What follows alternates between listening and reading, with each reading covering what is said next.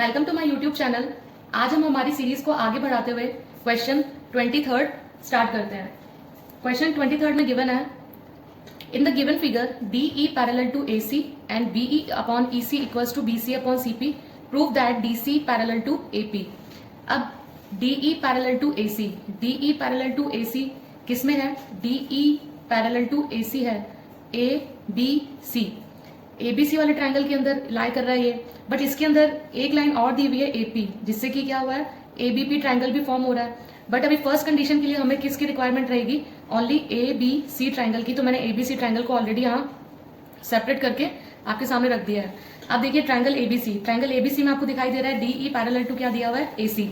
अब इस क्वेश्चन में से इस ट्रायंगल को सेपरेट करने का एक रीजन ये भी है कि इससे आपको बिल्कुल क्लियर बीपीटी थ्योरम, इस फिगर को सेपरेट करते बीपीटी थ्योरम आपके माइंड में स्ट्राइक कर जाएगी। और बीपीटी थ्योरम की स्टेटमेंट क्या रहती है उसको मैंने यहाँ राइट साइड में मेंशन कर रखा है। बीपीटी का मतलब होता है बेसिक प्रोपोर्शनैलिटी थ्योरम और थेल्स थ्योरम। अब इसमें क्या होता है कि यदि एक ट्रायंगल है ना, एक ट्रायंगल ABC है, उसमें से क्या एक लाइन इस तरह से ड्रॉ की जाती है कि जो कि क्या है, ट्रायंगल की एक साइड की क्या है, पैरेलल है, जो कि उसकी अदर टू साइड्स को क्या कर रही है, दो डिस्टिंक्ट पॉइंट पर क्या कर रही है, कट कर रही है। तो ऐसी कंडीशन में जिन दो साइड्स को ये parallel side two distinct point पर क्या करती है, इंटरसेक्ट करती है, तो जो रिमेनिंग टू साइड्स होती है वो इक्वल रेशियो में क्या हो जाती है, डिवाइड हो जाती है। जैसे कि AD upon DB equals to AE upon EC। इसकी स्टेटमेंट मैंने यहाँ लिखी है, मैं इसको रीड करके बता देती हूँ आपको। If a line is drawn parallel to one side of a triangle to intersect the other two sides in distinct points, the other two sides are divided in the same ratio. उसको मैंने आपको पहले ही explain कर दिया है। अब इसी तरह से जब हम इस क्वेश्चन में आगे मूव करेंगे तो हमें इसकी कन्वर्स की रिक्वायरमेंट रहेगी, जो कि मैंने यहाँ मेंशन कर रखा है। जब हम कन्वर्स पर आएंगे तब मैं आपको कन्वर्स थ्योरम बताती हूँ। अब इस क्वेश्चन में हम लोग लिखेंगे कैसे? हम इस क्वेश्चन में लिखेंगे in triangle ABC because DE parallel to AC given, because में लिखेंगे आप लोग गिवन, देयरफॉर। अब यहां से क्या हो जाएगा, BD अपॉन DA क्या हो जाएगा, BD upon DA equals to BE upon EC, BE upon EC। इसको हम क्या करेंगे, इक्वेशन नंबर 1 दे देते हैं। इसको हम दे देंगे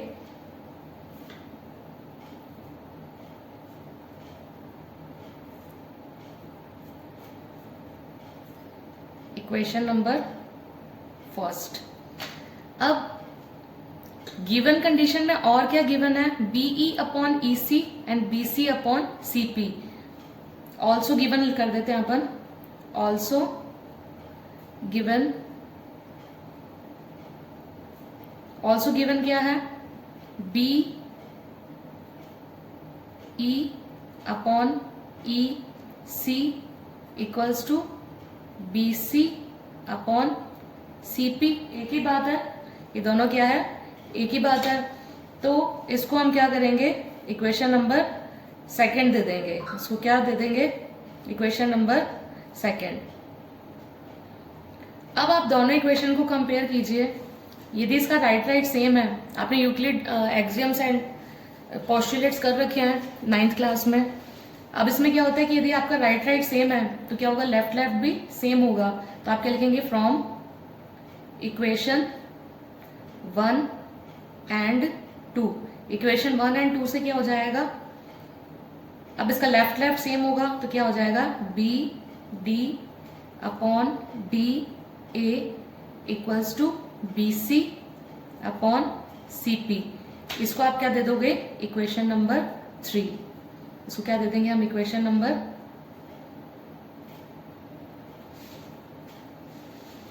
अब आप देखिए BD upon DA, BD upon DA, BC upon CP, BC upon CP। अब यदि मैं इसका फिगर को इस तरह से बाहर निकालूं तो आपको बिल्कुल अच्छे से क्लियर हो जाएगा। इसका फिगर मैं आपको यहाँ बना देती हूँ ताकि आपका यहाँ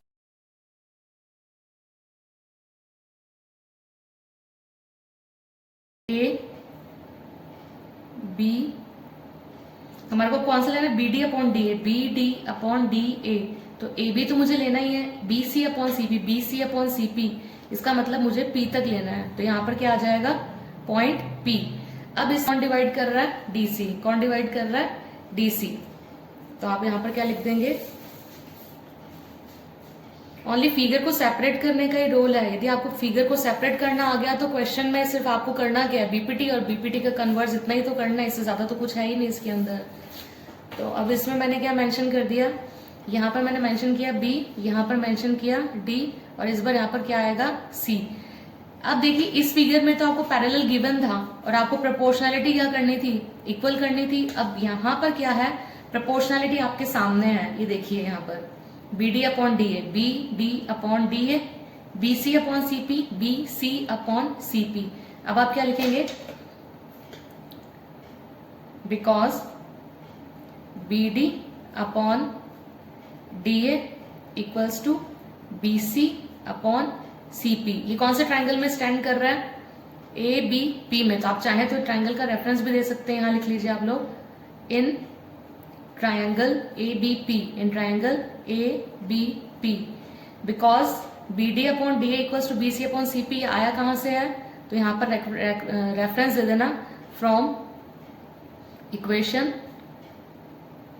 थर्ड।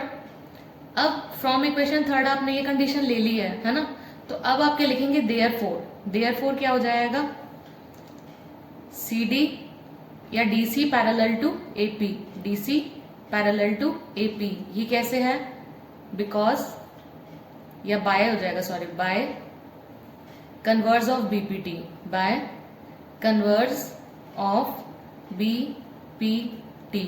और आपको क्या करना था, यही प्रूव करना था। लीजिए आपका आंसर आपके सामने है। अब एक बार मैं आपको कन्वर्स को भी यहाँ क्लियर कर देती हूँ। ये देखिए कन्वर्स ऑफ बीपीटी लिखा हुआ है आपके सामने। If a line divides any two sides of a triangle in the same ratio, यदि कोई लाइन क्या कर रही है, किसी ट्राइंगल को कि दो साइड्स को क्या कर रही है, इक्वल रेशियो में डिवाइड कर रही है, जैसे कि B D upon D A equals to B C upon C P. Proportionality का मतलब होता है ना, जब एक रेशियो दूसरे रेशियो के इक्वल है। तो कन्वर्स का मतलब क्या होता है, कन्वर्स का मतलब होता है प्रोपोर्शनैलिटी से पैरेलल पर जाते हैं, है ना। जब हम प्रोपोर्शनैलिटी से पैरेलल पर जाते हैं तो उसको हम कन्वर्स बोलते हैं। Converse of what, converse of BPT. तो कन्वर्स ऑफ बीपीटी से क्या हो गया, DC parallel to AP. I hope आपको क्वेश्चन अच्छे से समझ में आ गया होगा। अब अपन चलते हैं क्वेश्चन नंबर 24 की तरफ। क्वेश्चन नंबर जो 24 है वो भी वेरी शॉर्ट टाइप क्वेश्चन का ही पार्ट है। तो चलिए देखिए, यहां पर आपको क्या करना है, HCF फाइंड करना है। किसका, नंबर दिए हुए आपको 540 एंड 630। कौन कौन से नंबर है, 540 एंड 630। 540 एंड 630 का आपको क्या करना है, HCF फाइंड करना है। क्या फाइंड करना है, HCF। तो प्राइम फैक्टराइजेशन मेथड तो आप लोगों को आता ही होगा, बहुत ही इजी है। फिर भी मैं आपको एक बार बता देती हूँ कि प्राइम फैक्टर्स को हम कैसे फाइंड करते हैं। मैंने यहाँ पर लाइन ड्रॉ कर ली और यहाँ भी मैंने क्या कर ली, लाइन ड्रॉ कर ली। HCF का मतलब क्या होता है, फुल फॉर्म होती है हाईएस्ट कॉमन फैक्टर। क्या रहता है, हाईएस्ट कॉमन फैक्टर। तो यहाँ पर हमें किसका, यहाँ हम 540 का प्राइम फैक्टर फाइंड करेंगे और यहाँ पर हम किसका फैक्टर फाइंड करेंगे, 630। सबसे पहले मैं आपको बता दूं कि प्राइम फैक्टर्स होते क्या है। आपने 6th क्लास में सीवी-रेटोसिन मेथड पढ़ा था, separation of prime and composite number. Prime numbers ऐसे नंबर्स होते हैं जिनके केवल दो ही फैक्टर होते हैं, जैसे कि नंबर 1 एंड नंबर इटसेल्फ। अभी मैं इसमें एक बार रफ वर्क साइड में करके आपको बताती हूँ। जैसे कि फॉर एग्जांपल मैंने क्या लिया, 2 लिया, मैंने क्या लिया, 2। अब यदि मैं 2 के क्या करूं, फैक्टर्स फाइंड करूं, तो 2 के फैक्टर्स क्या होंगे, फैक्टर्स ऑफ 2। फैक्टर्स ऑफ 2 क्या बनेंगे, 1 एंड 2। तो इसके दो ही फैक्टर हुए। इसी तरह से फैक्टर्स ऑफ 3 क्या बनेगा, 1 एंड 3 बनेगा। तो आप देखिए कि जिनके केवल दो ही फैक्टर होते हैं उनको हम क्या बोलते हैं, प्राइम फैक्टर। अब हमें क्या करना है, HCF को प्राइम फैक्टर मेथड से क्या करना है, फाइंड आउट करना है। तो आपको डिवीजन मेथड तो आता ही है, तो मैं डिवीजन मेथड आपके सामने सॉल्व कर रही हूँ, आप इसको नोट करते जाइए। ये है 2 2 4, 2 7 40, 0 का 14 और 0 का 0।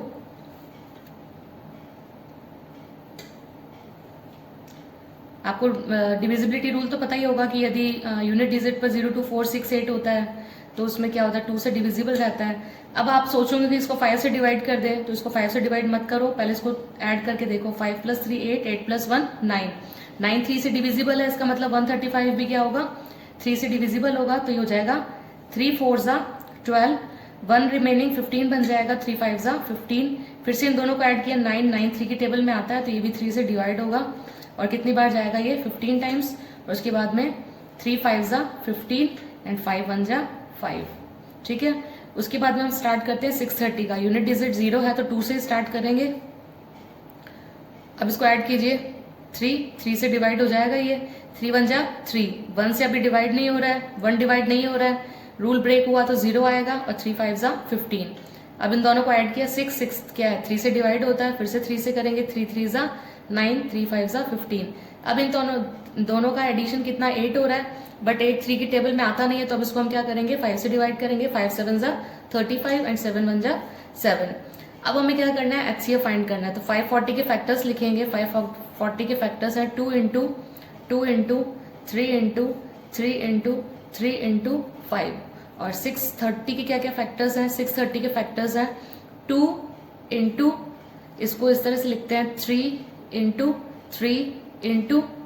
इन क्वेश्चंस में क्या है आप लोगों के चॉइस है 24 बी में से, इंटरनल चॉइसेस हैं कुछ क्वेश्चंस के अंदर, तो 24 ए और बी में चॉइस रहेगी आपकी। तो 24 बी देखिए, show that 15 whole power n can not end with digit 0 for any natural number that is n। अब पावर n देने का मतलब क्या है, पावर n से मतलब है कि वो पावर 1 भी हो सकती है, 2 भी हो सकती है, 3 भी हो सकती है, 4 भी हो सकती है ना। तो अब इसकी पावर यदि अपन 2 लेते हैं तो इसके क्या आएगा, अभी इसको एक मैं ओनली 5 डिजिट को उठाती हूँ यहाँ से और आपको कॉन्सेप्ट बताती हूँ, उसके बाद मेन क्वेश्चन पर अपन इसके बाद में मूव करते हैं ना। अब देखिए जैसे कि 5 है, 5 की पावर यदि मैं 1 लूँ तो 5 बनेगा, 5 की पावर 2 क्या लूँ तो 25 बनेगा, 5 की पावर 3 लूंगी तो कितना बनेगा 125। I think 3 examples are sufficient. अब देखिए, अब मैं चाहती हूं कि मेरा जो गिवन नंबर है 5 की पावर n फॉर्म में है, अब ये क्या हो जाए इसकी यूनिट डिजिट 0 आ जाए, तो मैंने इसके साथ में क्या ले लिया 2 लिया, तो 5 2 सा क्या बना 10। अब जब मैंने 5 की पावर 2 लिया तो मैंने यहाँ पर 2 की पावर 2 लिया तो कितना बना 4, तो कितना हो गया 100। इसी तरह से मैंने क्या किया 125 है और मैंने साथ में 2 का क्यूब ले लिया तो कितना बन गया 8, तो ये कितना बनेगा 1000, कितना बनेगा 1000।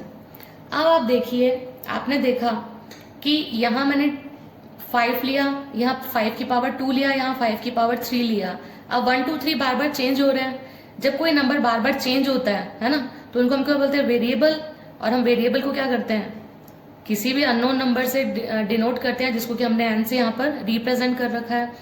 अब आप देखिए कि 1 2 3 जिसको कि मैंने एन से डिनोट किया है, तो ये 5 की पावर n बन गया। यदि आप 5 के साथ में ओनली 2 लेते हैं, आपने क्या लिया 5 के साथ में क्या लिया 2 लिया, तो नेक्स्ट स्टेप में आपने क्या किया 5 की पावर 1 को यदि मैं n लिख दूं तो साथ में आपने क्या लिया 2 की पावर n लिया, तभी तो ये 0 डिजिट यूनिट प्लेस पर हमें प्रोवाइड कर रहा है ना, अदरवाइज तो पॉसिबल ही नहीं था। अब इसी कॉन्सेप्ट को दिमाग में रखते हुए हमें क्या करना है, इसके आंसर को लिखना है। अब यहाँ आपको समझ में तो आ गया, बट लिखने का थोड़ा सा एक स्टैंडर्ड मेथड रहता है, आपके दिमाग में क्या चल रहा है और आपको आता कितना है, वो आपकी एग्जामिनर आपके दिमाग में मूव करके नहीं देखेगा कि आपको कितना आता है, तो आपका जो रिटर्न मटेरियल होगा उससे ही आपको क्या किया जाएगा, जस्टिफाई किया जाएगा कि आपने कितना करेक्ट लिखा है और कितना रॉन्ग लिखा है। तो इसको लिखने का मेथड क्या रहेगा, इसको लिखने में यदि आप कॉन्सेप्ट समझ में आएगा तो आप लिख भी लेंगे, ऐसी कोई दिक्कत वाली बात नहीं है। तो इसमें आप लिखेंगे कि if any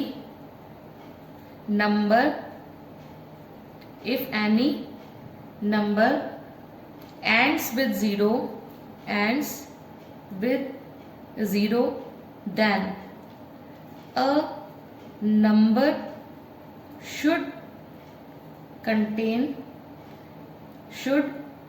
contain prime factors 2 into 5 और 2 to the power n into 5 to the power n। इसका बेस्ट से बेस्ट तरीका मैंने आपको यहाँ पर सॉल्व करके बता दिया। 2 पावर n ये रहा, 5 पावर n ये रहा, ओनली 5 इंटू 2 लिया था तो मैंने यहाँ पर शो कर ही दिया है। इसके अलावा तीसरी और कोई चीज़ नहीं है जिससे आप इसको 0 बना सकें। तो मैंने क्या लिखा कि यदि आपको क्या चाहिए यूनिट प्लेस पर 0 चाहिए तो आप क्या करेंगे, यहाँ पर क्या करेंगे nn ले लेंगे। nn से मतलब अब यहाँ क्लियर, ये बार बार एक्सप्लेन करने की नीड नहीं है। तो if any number ends with 0 then a number should contain prime factors 2 into 5 और 2 to the power n and 5 to the power n। इसको मैं ऐसा भी लिख सकती हूँ, that is 2 into 5 whole power n, बात तो एक ही है। अब हमारे पास में 15 पावर n है, but we have 15 power n, है ना, that is 3 into 5 whole power n। Since, because बोलते हो जिसको, since factor 2 does not lie in the factor of 15 power n, so or therefore 15 whole power n can not end with 0। I think it's quite clear to all। बहुत simple था, सिर्फ लिखने का ही main चीज है कि इसको आपको लिखना कैसे है। मैंने इसको मैं एक बार हिंदी में भी एक्सप्लेन कर देती हूँ। यदि कोई नंबर 0 से एंड हो रहा है ना, तो इसके लिए फॉरमोस्ट रिक्वायरमेंट क्या है कि इसकी जो फैक्टर्स है वो 2 या 5 होना चाहिए, है ना, 2 के साथ में 5 होना चाहिए, या फिर 2 की पावर n। 2 की पावर n का मतलब 2 2 4, यदि हम 2 लेते हैं तो 2 2 4 और 5 2 कितना होगा, 5 5 कितना होगा 25। इसको मैं ऐसा भी लिख सकती हूँ। अब मैंने इसमें पावर क्या ली थी, 2 ली थी, तो मैं इसको होल फॉर्म में थी, पावर होल 2 लगा दूं यहाँ पर, तो 2 5 10, 10 की पावर 2 100, और वैसे भी 100 ही बन रहा है ये, तो इससे क्या हो गया, और ज्यादा इजी हो गया। बट मैंने 15 की पावर होल n को 3 into 5 की होल पावर n लिखा था। अब 3 5 तो 15 हो जाएगा। अब 3 का आप कोई भी पावर फॉर्म भी लेंगे तो भी वो क्या करेगा, हमें यूनिट प्लेस पर 5 प्रोवाइड करेगा, 0 तो देगा नहीं, है ना। तो इसीलिए यदि इसके फैक्टर में 2 होता तो हमें 0 मिलता, यहाँ 2 नहीं है तो हमें 0 नहीं मिलेगा। इसीलिए just because of 3 we are not reaching to our answer. All 3 questions are clear to all. So मिलते हैं नेक्स्ट वीडियो में, तब तक के लिए thank you and have a nice day.